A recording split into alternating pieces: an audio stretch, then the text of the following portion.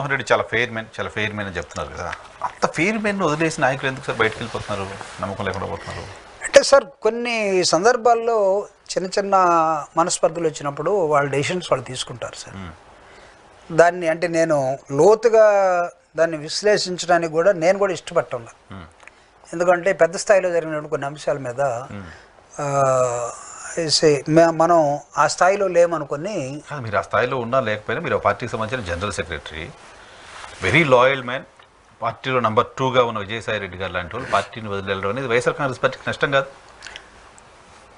నష్టమే sir.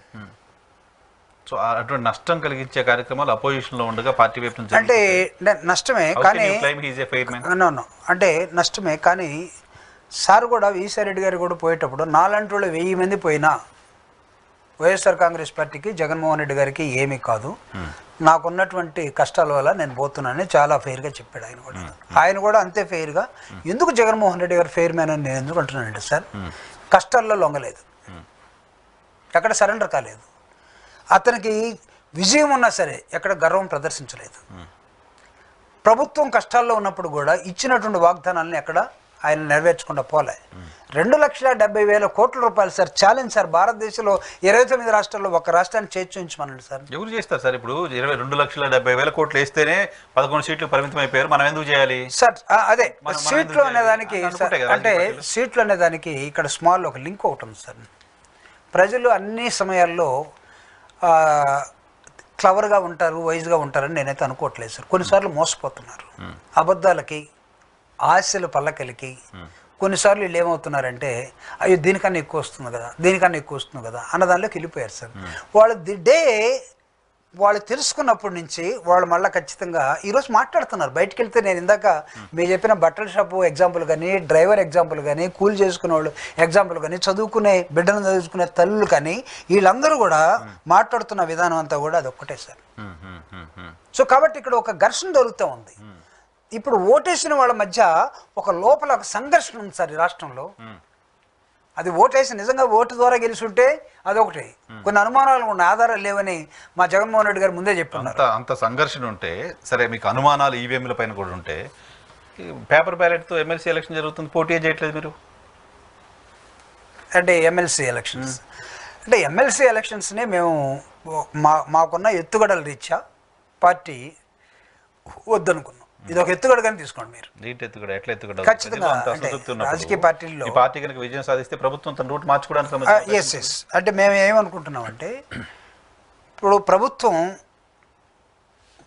Telugu Desam party ballot అయినా సరే అనేకమైన ప్రలోభాలను పెట్టి గ్రాడ్యుయేట్స్ని, మిగతా వాళ్ళందరినీ కూడా స్టూడెంట్స్ని తీసుకోవాల్సిన ఒక ఆలోచనలో ఉంది. మేము ఆ బేరసారాల్లో కానీ, లేకపోతే కొనటం, అమ్మటం, పర్చేజింగ్లో కానీ వైఎస్ఆర్ కాంగ్రెస్ పార్టీ ఈసారి ఎత్తుగడ రీత్యాని మేము పోదలుచుకోలేదు. 1-2 ఎమ్మెల్సీలు ఖచ్చితంగా వస్తాయి, వచ్చినా సరే మేము ఈ వ్యాపారంలోకి ఎంటర్ కాదలుచుకోవాలి. సో దీన్ని ఒక ఎత్తుగడగా తీసుకోండి, ఒక స్ట్రాటజీగా తీసుకోండి. అంటే మా పార్టీ కొన్ని స్ట్రాటజీలు ఉంటాయి కదా, అంతేగాని మీరు ఎందుకు పాల్గొనలేదు అంత మాత్రమే అడుగుతారు, కానీ ఖచ్చితంగా పాల్గొనాలి అని చెప్పలేరుగా ఎవరైనా సరే. మీరు కాదు, బయట వాళ్ళు కూడా ప్రజలు కూడా అంటే కంటెస్ట్ చేయడానికి కోరికున్న వాళ్ళు కూడా లేదు అసలు మనం గెలుస్తున్న కోరిక ఉందని అడగలేం కదా, పార్టీ బైండ్ అయిపోవాలి.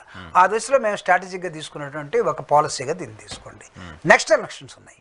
నెక్స్ట్ రేపు గ్రామ పంచాయతీ నుంచి మండల లెవెల్ నుంచి నెక్స్ట్ వచ్చే ఎమ్మెల్యే ఎలక్షన్స్ దాకా ఉన్నాయి.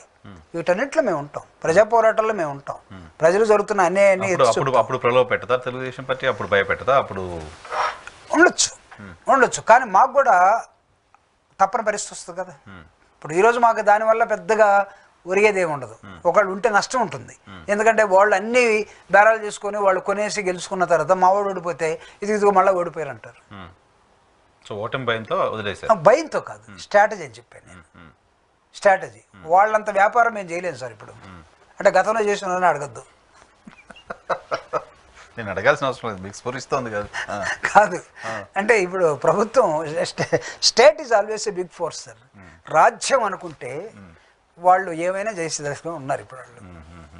ఎక్కడున్నా పట్టుకొచ్చి లోపల వేయటం, ఏమీ లేకపోయినా వేరే దానికో సంతకం పెట్టుకుని కింద మ్యాటర్ అంతా పైన వాళ్ళే రాసుకోవటం, ఇవన్నీ జరుగుతున్నప్పుడు హూ నోస్ ఎవడెప్పుడు పోతాడో తెలియనట్టు పరిస్థితుల్లో వైఎస్ఆర్ కాంగ్రెస్ పార్టీ నాయకులు కనపడుతున్న నేపథ్యం ఇది. నేపథ్యం వాళ్ళేమో ఎక్కడున్నా లాక్కొని వచ్చేస్తూ నెక్స్ట్ సీరియల్ అని వాళ్ళు చెప్తూ ఉన్నారు. ఉద్యోగస్తులు కానీ లేకపోతే ఇళ్లలో ఆడవాళ్ళు సాయంత్రం 6:30కు వచ్చే సీరియల్ కోసం ఏ విధంగా వెయిట్ 6 గంటలకు వార్తలు వస్తుంటే వార్తలు పెట్టనీరు మొగోళ్ళని. కొంచెం బాగా ఆ సీరియల్ వస్తుంది. నిన్న వాళ్ళ అత్త కోడల్ని విపరీతంగా తిట్టింది. ఆ కోడలు సూసైడ్ చేసుకుందో లేదో చూడాలా. నిన్నే బోర్ నెట్టింది, నువ్వు ఆగు అనే దశలోకి వచ్చారు. సార్ చివరిగా మీ ప్రభుత్వం పైన ఇంత వ్యతిరేకత ఉంది, హామీలు అమలు చేయలేదు, చాలా ఎక్కువ ఆస్పిరేషన్స్ ఇచ్చి చేయలేదు అని చెప్తున్నారు. ఈ ఆలోచన మీతో మాత్రమే చెప్తున్నారు. రాష్ట్రంలో ఇంకా చాలా రాజకీయ పార్టీలు ఉన్నాయి. ఆ రాజకీయ పార్టీలు అన్నింటినీ కలిసి క్యుములేటివ్గా తీసుకొచ్చే ప్రయత్నం, కలిసి ప్రశ్నించే ప్రయత్నం ఎందుకు వైసీపీ వైపు నుంచి జరగట్లేదు అంటే? సో లీడర్ కదా, మీరు పెద్ద పార్టీగా ఉన్నారు, మిగతా వాళ్ళు మీ దగ్గరకు రావడం కంటే మీ వైపు నుంచి అప్రోచ్ ఉండాలిగా. అంటే సిచ్యువేషన్ బట్టి, ఇష్యూస్ని బట్టి అలాంటి కార్యక్రమాలు కూడా మేము కూడా తీసుకోవాల్సిన అవసరం ఖచ్చితంగా ఉంటుందని నేను కూడా భావిస్తున్నాను సార్. మా నాయకులు కూడా ఆ విధంగా ఆలోచిస్తారని కూడా చూస్తున్నాం. ఏదో what is wrong, communist party so వాళ్ళు ఉన్నారు, ఇష్యూ ఉంది. ఇష్యూ మీద మేము కమ్యూనిస్ట్ పార్టీ వాళ్ళతో కమ్యూనిస్టులు మాతో కలిసి పోరాటంలో పెద్ద వింత ఏం కాదు. ఉదాహరణకి బీఎస్పీ పార్టీ ఉంది. బీఎస్పీ పార్టీ మేము ఒక ఇష్యూస్ ఇప్పుడు టీచర్స్కి లేకపోతే శాలరీస్ ఫస్ట్కి రావట్లేదు, లేకపోతే అమ్మఒడి అన్నాం అది ఇవ్వట్లేదు, లేకపోతే మిగతా కార్యక్రమాల్లో పెన్షన్ అన్నారు అది ఇవ్వట్లేదు, బస్సు అన్నారు ఫ్రీ బస్సు అది ఇవ్వట్లేదు. వీటన్నిటి మీద మేము ఒక కార్యక్రమం తీసుకున్నప్పుడు, లేకపోతే బీఎస్పీ తీసుకున్నప్పుడు, లేకపోతే కమ్యూనిస్టులు తీసుకున్నప్పుడు, లేకపోతే ఆర్పీఐ తీసుకున్నప్పుడు, లేకపోతే ఇంకొకళ్ళు తీసుకున్నప్పుడు, ఒకళ్ళు వాళ్ళతో మేము కలవచ్చు, మాతో వాళ్ళు కలవచ్చు, ఇష్యూ మీద కలవచ్చు, నో డౌట్. ఇప్పుడు ఇష్యూ బేస్డ్ గతంలో భారతీయ జనతా పార్టీ ప్రభుత్వానికి మేము ఇష్యూ బేస్డ్ మద్దతు ఇచ్చామని చెప్పినప్పుడు ఇక్కడ ప్రభుత్వం పోరాటం చేయడానికి కూడా ఇష్యూ బేస్డ్ కలవచ్చు, ఖచ్చితంగా కలవచ్చు. అవసరమైతే ఎలక్షన్స్లో కూడా తమిళనాడులో వాళ్ళు ఒక ఎక్స్పెరిమెంట్ చేశారు. మనం చూస్తున్నాం కదా ఇండియా కూటమి ఒకటి ఏర్పడిందని. కానీ దానికన్నా ముందే లాస్ట్ ఎలక్షన్లో, అంతకుముందు ఎలక్షన్లో అక్కడ తమిళనాడులో అతను మన తమిళనాడు స్టాలిన్ అన్ని రాజకీయ పార్టీలు వాళ్ళకి ఎంత ఉన్నా సరే 1 సీటు 6 సీటు ఇచ్చేసి అందరిని కలుపుకున్నాడు. He came to the power. ఉత్తరప్రదేశ్లో అఖిలేష్ కూడా చేశాడు. అంటే కొన్ని అక్కడ అటు ఇటు పోయినాయి. అంటే మేము గుడ్ ఎక్స్పీరియన్స్ అంటే బ్యాడ్ ఎక్స్పీరియన్సెస్ని ఖచ్చితంగా మేము దాన్ని పునరాలోచించుకుంటాం, దాని మీద వర్కౌట్ చేస్తాం. ఎవరెవరు కలిసి వచ్చే శత్రువులు ఎవరున్నారు, మిత్రులు ఎవరున్నారో చూసుకుంటాం, లేకపోతే వైరుధ్యాలతో ఎవరున్నారో చూసుకుంటాం. ఇష్యూ బేస్డ్ గానా లేకపోతే పర్మనెంట్ గానా ఫ్రెండ్షిప్లో ఉండాల్సిన అవసరం ఉందా ఇది కూడా చూస్తాం. ఎందుకంటే అవతల కూటమి బలంగా కనపడతా ఉంది. రేపటికి ఆ కూటమి ఆ విధంగా ఉంటారనో లేదో మాకు తెలియదు. మీ స్ట్రాటజీ కూటమి బలంగా ఉంటుందో లేదో అనే దానిపైన ఉండకూడదు కదా, మీరు బలం అవడం పైన ఉండాలి కదా. అంటే శత్రువును కూడా మేము ఇప్పుడు మా స్ట్రెంగ్త్ని మేము ఎస్టిమేట్ చేసుకునే కన్నా శత్రువు స్ట్రెంగ్త్ ఎంత ఉందో కూడా మేము క్యాలిక్యులేట్ చేసుకోవాలి. శత్రువు దగ్గర ఉన్నటువంటి శక్తి సామర్థ్యాలు ఏంటో తెలియకపోతే మనం యుద్ధంలో ఉండలేంగా.